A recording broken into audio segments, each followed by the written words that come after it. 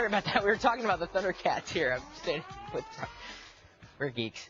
With the recent surge in console games supporting internet gameplay, a lot of people even asking, well, how do I get my Xbox or PlayStation 2 connected? And Roger's ready to help out, and we'll stop talking about old cartoons from the 1980s.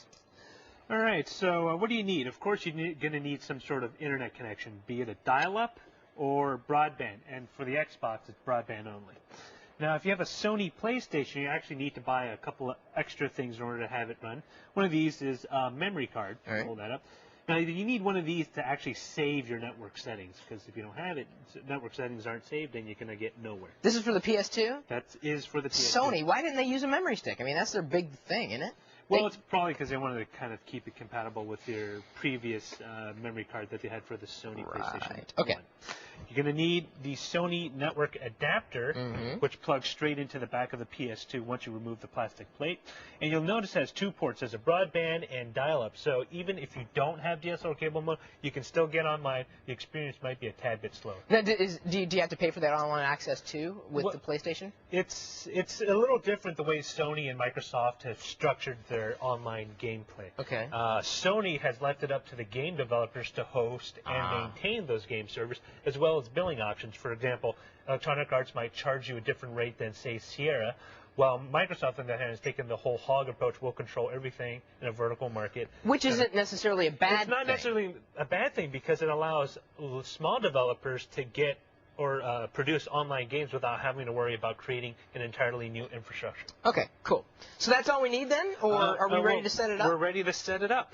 So we install the disc that comes with the PS2 into the PS2 with the network adapter, and it gives me a little thing that says, I found the network adapter. It's adapted. It's adapted. Oop, I actually got to plug in the memory card. It's going to yell at me. Memory card. Click next. And then it's not affiliated, a bunch of... Gobbledygook. And now we have three options. We have LAN, new, delete.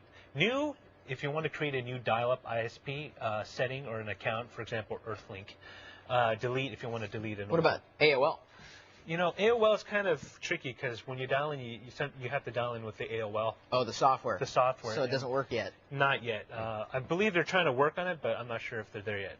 LAN, that is if you have, for example, sharing a modem connection through a computer or home network. Or home network. Yeah, okay. Or you're using a router like this Linksys router right here.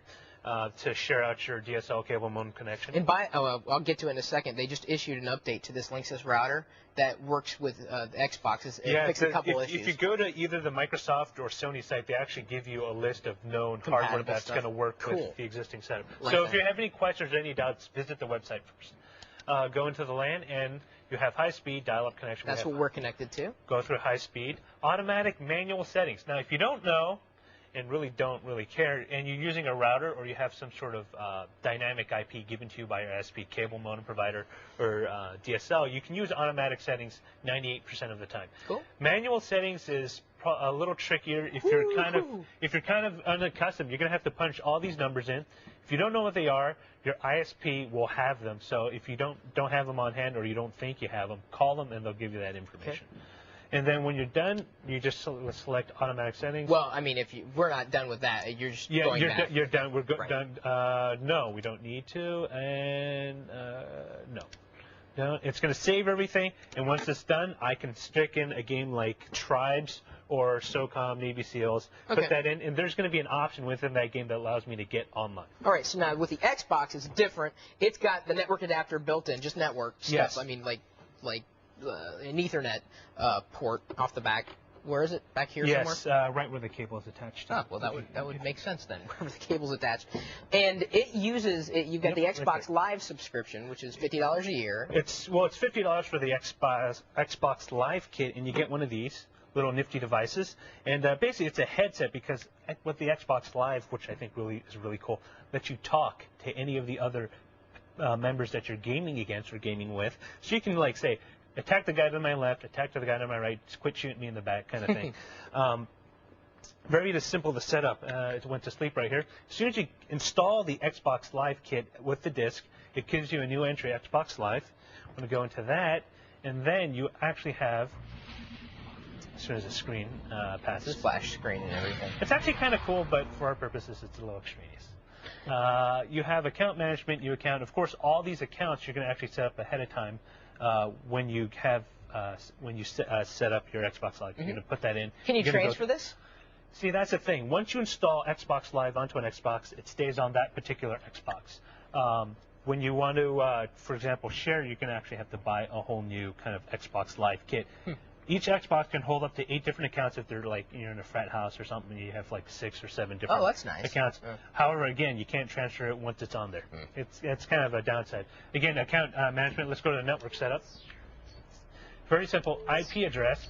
Again, like the Sony, you have the option of choosing automatic or manual. Now, the interface is a little cleaner, but you still have to know these same numbers. And you can get them from your ISP. Yeah, and if you're unsure and you're using a DHCP router like a Linksys or something, you can just set it automatic, works fine. What that means is like this particular box would give you your IP address. Yeah, and the Xbox does the thinking for you. And the IP address is the number that's associated to your machine when it's online.